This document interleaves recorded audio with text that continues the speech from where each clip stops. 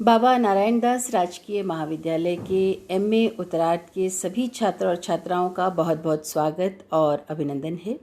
प्रिय विद्यार्थियों, आज हम बात करेंगे प्रसाद युगीन हिंदी नाटकों की। इससे पहले हम चर्चा कर चुके हैं द्विवेदी युगीन हिंदी नाटकों की, और जैसा कि आप अच्छी तरह से जानते हैं कि लगभग 1918 से लेकर के 1938 का समय जो है वो छायावाद युग के नाम से जाना जाता है। डॉक्टर नगेंद्र ने ये माना है कि व्यापक दृष्टि से अगर हम देखते हैं तो ये ज्ञात होता है कि छायावाद युग जो है वो भारत के लिए अस्मिता की खोज का युग है। इस युग का वैशिष्ट्य इस रूप में है कि द्विवेदी युग की वर्णनात्मकता के खिलाफ यहाँ सूक्ष्म मनोभावों को साहित्य में स्थान मिल जाता है। उस युग में प्रचलित सामाजिक सांस्कृतिक सीमाओं, रूढ़िवादिता और ईसाई धर्म प्रचार के बरक्स भारतीय संस्कृति और धर्म के श्रेष्ठ मूल्यों की ओर आम जनता का ध्यान आकृष्ट करने का कार्य भी कुछ सीमा तक होने लगा था। आर्थिक विषमताओं और राजनीतिक गुलामी की जंजीरें तोड़ने के प्रयास भी इस युग में मुखर हो चले थे। हम नाटकों की बात पर आते हैं। इस युग में प्रमुख और प्रवर्तक नाटककार के रूप में जयशंकर प्रसाद को स्मरण किया जाता है। वैसे जयशंकर प्रसाद जो हैं वो नाटककार के रूप में द्विवेदी युगीन समय में ही अपने लेखनी उन्होंने चलानी प्रारंभ कर दी थी, और उनकी आरंभिक रचनाओं में हम सज्जन, कल्याणी परिणय, प्रायश्चित, करुणालय, राज्यश्री जिसका कि प्रथम संस्करण उस युग में आया था, इत्यादि नाटकों को देख सकते हैं, जो नाट्य कला के ज़रिए जो नाट्य कला है उनकी, उसके नज़रिए से अगर हम देखें तो वो बहुत परिपक्व रचनाएं नहीं मानी जा सकती हैं। यानी ऐसी रचनाएं हैं जो प्रारंभिक कालीन हैं, और चूँकि उससे पहले हिंदी नाटकों में कोई बहुत बड़ी परंपरा उपलब्ध नहीं थी, अगर हम भारतेंदु हरिश्चंद्र युग के नाटकों को छोड़ देते हैं तो बाकी जो द्विवेदी युग में जो था वो बहुत कम नाटक ऐसे रचे गए जिन्हें कि बहुत ही श्रेष्ठ नाटकों की श्रेणी में गिना जा सकता है। बहरहाल तो वो जो परंपरा चली आ रही थी उसको एक अलग रूप में हम यहाँ पर देख सकते हैं। 1921 में जयशंकर प्रसाद विशाख नामक नाटक लिखते हैं। 1922 में अजातशत्रु नाटक की रचना की उन्होंने। कामना नाटक की रचना 1923-24 में लिखी गई वो नाटक जो है, लेकिन उसका प्रकाशन समय जो है वो 1927 ठहरता है। उसके बाद 1926 में उन्होंने जन्मेजय का नागयज्ञ की रचना की। 1928 में स्कंदगुप्त नाटक लिखा गया और 1930 में एक घूंट नाटक की रचना हुई। 1931 में चंद्रगुप्त की रचना की गई और 1933 में उनका जो सर्वश्रेष्ठ नाटक माना जाता है, एक समस्या नाटक के रूप में भी जिसकी बहुत बड़ी ख्याति है, ऐसी रचना ध्रुव स्वामिनी, इस नाटक की रचना जो है जयशंकर प्रसाद ने की है। बहरहाल इन तमाम नाटकों की जिनका कि अभी मैंने नामोल्लेख किया है, इनके द्वारा हिंदी नाटक एक गरिमामय स्वरूप को प्राप्त होने में बेहद सफल रहे हैं। डॉक्टर नगेंद्र सही कहते हैं कि हिंदी कहानी और उपन्यास के क्षेत्र में जो स्थान प्रेमचंद का है, नाटक के क्षेत्र में अगर हम देखते हैं तो वही स्थान जयशंकर प्रसाद का माना जा सकता है। प्रसाद को एक प्रयोगधर्मी श्रेष्ठ युग प्रवर्तक नाटककार के रूप में आज भी स्मरण किया जाता है। मित्रों, हम बात करेंगे हिंदी नाटक के सूत्रपात की। आपको द्विवेदी युग में मैंने बहुत, या भारतेंदु युग में भी मैंने बहुत स्पष्ट शब्दों में आपको कह दिया था कि हिंदी नाटक का सूत्रपात जो है वो युग प्रवर्तक भारतेंदु हरिश्चंद्र के सक्रिय योगदान का ही प्रतिफलन माना जा सकता है। उनके पहले हिंदी में साहित्यिक नाटक नदारद से थे। हाँ, इतना अवश्य है कि पारसी नाटकों का प्रभाव और प्राचुर्य अवश्य देखा जा सकता है, मगर पारसी नाटक जो है वो व्यावसायिक दृष्टिकोण की प्रधानता से असाहित्यिक और जो है वो असांस्कृतिक से हो गए थे, और ऐसा माना जाता था कि वो सुसंस्कृति से बिल्कुल परे हैं। तो भारतेंदु ने ऐसे समय में उन कुरुचिपूर्ण नाटकों के बरक्स ही अपने सहयोगी लेखक मंडली के साथ मिलकर के जो अव्यावसायिक, साहित्यिक और सुरुचिपूर्ण सुसंस्कृत नाटकों की रचना प्रारंभ की थी। ये सब हम बहुत विस्तार से भारतेंदु युगीन नाटकों में जान चुके हैं। फिर हमने द्विवेदी युग के बारे में भी पढ़ा, लेकिन अब हम बात कर रहे हैं जयशंकर प्रसाद के नाटकों की, परंपरा की नाटकों की। तो जयशंकर प्रसाद जो हैं उन्होंने भारतेंदु जी के द्वारा प्रारंभ की गई मुहिम को ही एक नई ऊर्जा और एक नई प्रेरणा शक्ति के साथ अपने नेतृत्व में नई दिशा देकर नई ऊंचाइयों तक पहुंचाने का प्रयास किया। यद्यपि प्रसाद के लिए ये सफ़र बहुत आसान नहीं था, यानी बहुत मुश्किल था, मगर उनका जुझारूपन जो था वो कभी हारता नहीं था और इसीलिए प्रसाद जैसे क्लासिक नाटकों की रचना करने में तत्पर रहे। और उनके नाटक जो हैं वो मतलब वो खुद तो क्लासिक नाटकों की रचना करते थे, लेकिन उनके नाटकों की जो मंचीयता थी वो कहीं ना कहीं प्रश्नों के घेरे में थी। यानी उनके मंचन लायक जो मंच थे उनकी नितांत उस समय में कमी देखी जा सकती है। उस समय का प्रचलित पारसी रंगमंच और उसका जो अतिशय व्यावसायीकरण था वो जो जनता को लुभाने के लिए, उनकी लोकप्रियता को ज़्यादा से ज़्यादा बढ़ाने के लिए वो जो भी हर संभव जायज़ और नाजायज़ प्रयास करते थे, तो उस सब से जयशंकर प्रसाद को जो है वो समस्याएं थी, उन्हें गुरेज था।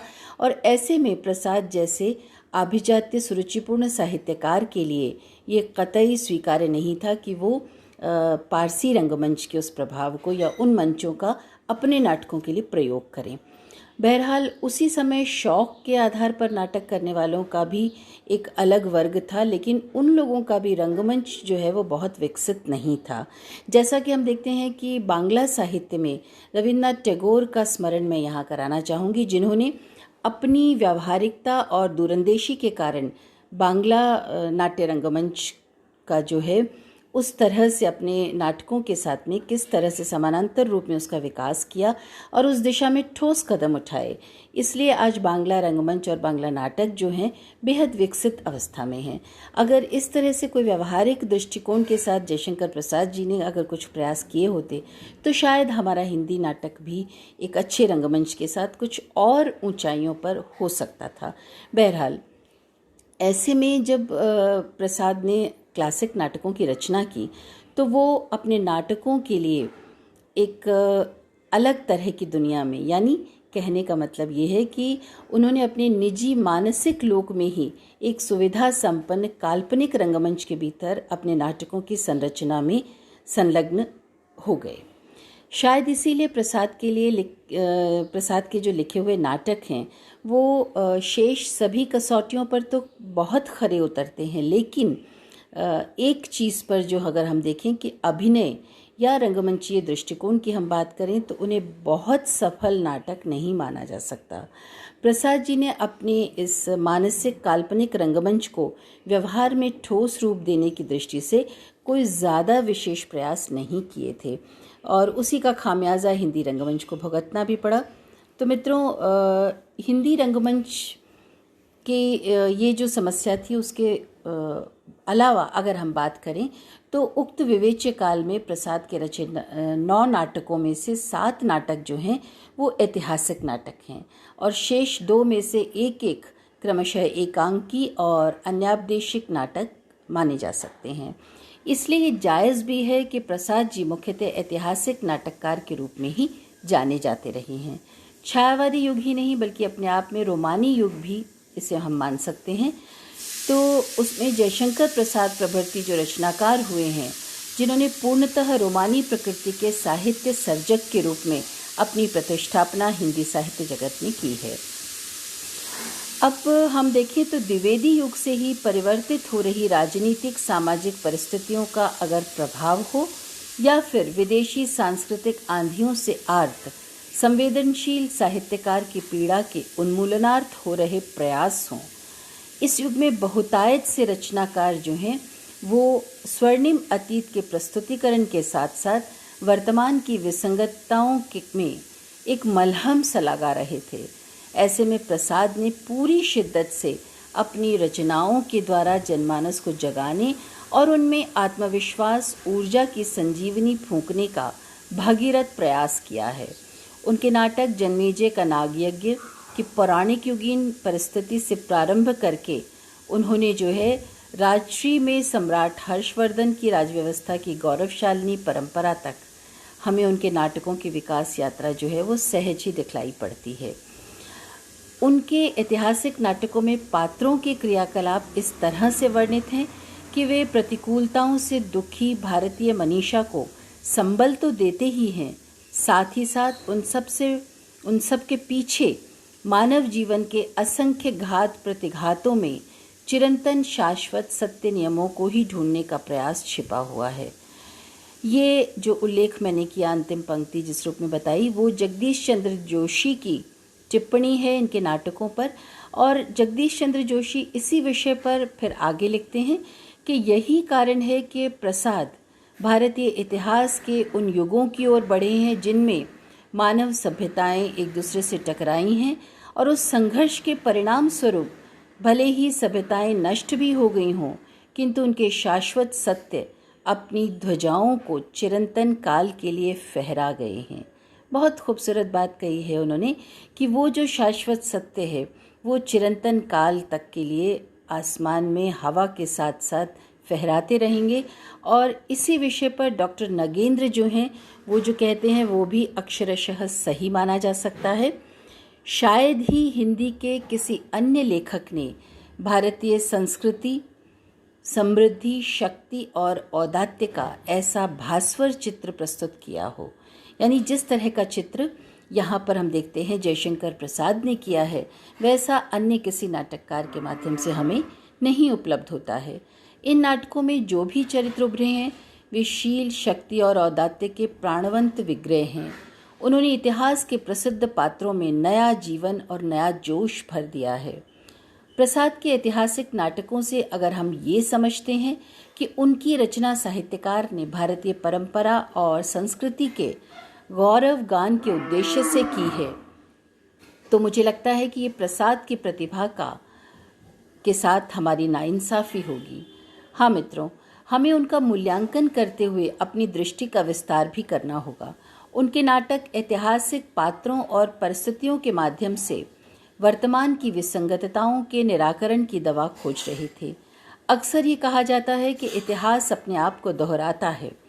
जी हाँ, प्रसाद ने ऐतिहासिक नाटकों के माध्यम से उनके सीन रिक्रिएट करके उसके पीछे छिपे सत्य को उजागर करने का प्रयास किया है। समस्याओं के निदान निराकरण की दिशा में ये अचूक रामबाण औषधि है।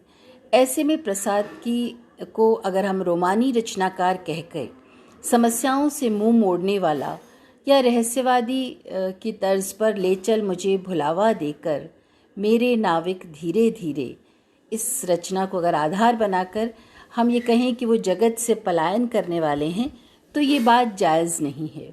बल्कि उनका सृजनात्मक लाघव वर्तमान की समस्याओं को अतीत के अनुभवों से ज्ञान लेते हुए, उस सत्य को समझते बूझते हुए भविष्य में पूर्ण समाधान की राह पर ले चलता है। उनकी सामाजिक जागरूकता का ये अप्रतिम प्रमाण देखा जा सकता है। प्रसाद के नाटकों पर शिल्प की दृष्टि से संस्कृत नाटकों की गौरवशालिनी परंपरा के साथ ही साथ अंग्रेजी के प्रसिद्ध नाटककारों जिसमें इब्सन, बर्नार्ड शॉ, शेक्सपियर आदि हैं, इनके साथ साथ समकालीन बांग्ला नाटककारों जिसमें कि द्विजेंद्र लाल रॉय जो हैं, उनका नाम विशेष रूप से उल्लेख करना चाहूँगी, इन लोगों का प्रभाव भी उनके नाटकों पर देखा जा सकता है। इतना ही नहीं, उनके जो प्रारंभिक नाटक हैं उन नाटकों पर हम पारसी प्रभाव भी देख सकते हैं। कलात्मक उत्कर्ष की दृष्टि से स्कंदगुप्त, चंद्रगुप्त और ध्रुव स्वामिनी का नाम जो है वो उल्लेखनीय है। उसको हम अच्छे से समझ सकते हैं कि ये रचनाएं नाटकों के इतिहास में स्वर्णाक्षरों से लिखी गई हैं। भारतीय और पाश्चात्य नाट्य पद्धतियों का सुंदर समन्वय अगर हम कहीं देखना चाहते हैं तो सर्वाधिक जो है वो नाटक, उस उदाहरण रूप में अगर हम लेना चाहें उसका नाम, तो स्कंदगुप्त का नाम जो है वो विशेष रूप से उल्लेखनीय है। तो छात्रों, आज की कक्षा अब यहीं समाप्त होती है। हमने प्रसाद योगी नाटकों की चर्चा की और इसके जो द्वितीय भाग है उसमें हम शेष नाटककारों की चर्चा करेंगे। तब तक के लिए आज्ञा दीजिए। स्वस्थ रहिए, प्रसन्न रहिए, सकुशल रहिए।